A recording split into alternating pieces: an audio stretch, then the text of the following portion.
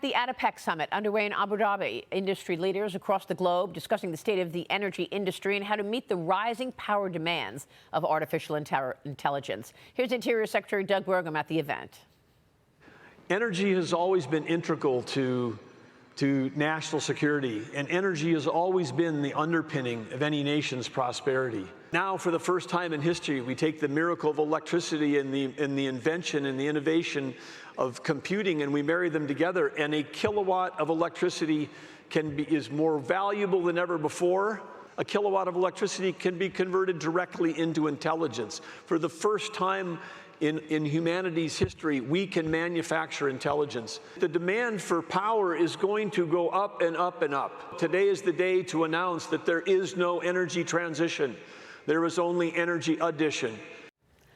The U.S. securing its strategic energy partnership with Kazakhstan to maintain flagship oil and gas projects in that region. Joining me now live from the ADIPEC summit in Abu Dhabi is the former Energy Secretary, Dan Brouillette. Dan, great to see you. Thank you so much for being here. How would you compare energy capacity and potential today versus when you were the Secretary?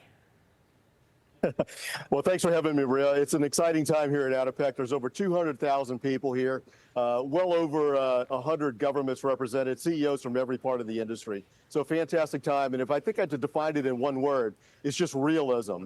What has changed over the last 5 years is a focus now on energy security, on reliability, on resilience, and importantly, Maria, affordability. And Secretary Doug Burgum has it exactly right. What is really, really exciting is that for the first time in human history, we're not going to be using energy simply for the purposes of, producing goods and services, underpinning economies for parts of, manufacturing and things like that.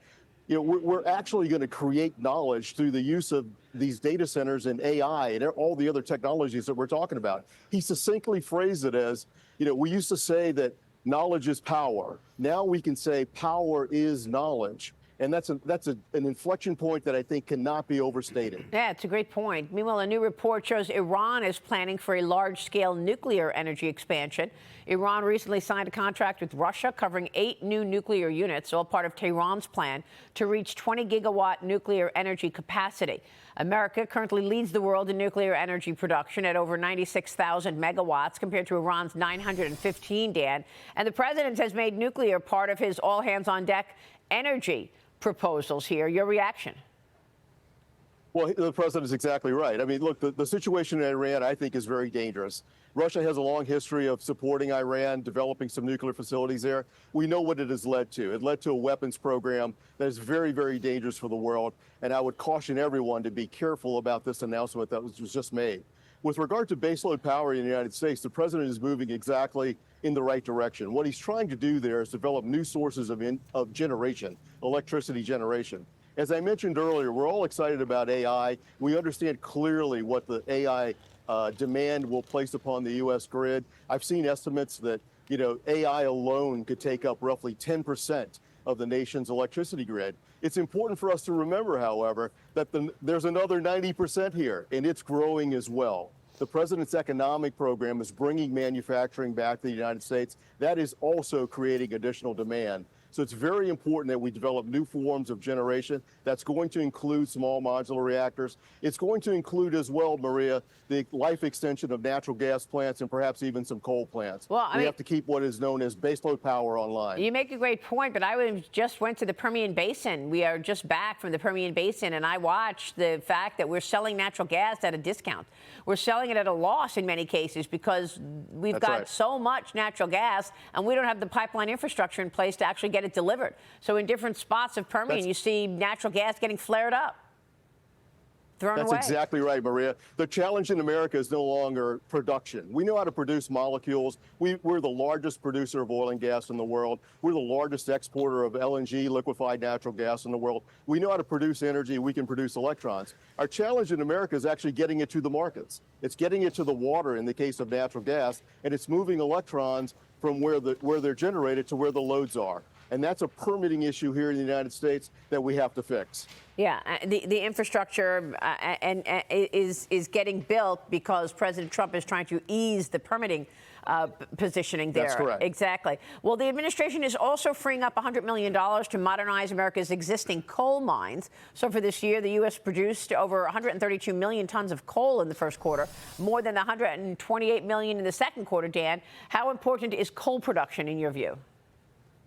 Well, coal production is very important because it not only provides electricity generation, it's going to lead us to critical mineral production as well here in the United States. So that's something that we have to bring home, and we've ignored the importance of the coal industry for far too long. So it's important. I think the president's doing the right thing. I think the Department of Energy is doing the right thing by encouraging not only production here, but the advancement and the production and the processing, I should say, of things like critical minerals, which are key to our iPhones and all the other technologies that we've talked about. But I'll make one other point as well, Maria. When I talked about demand, I talked about electricity demand.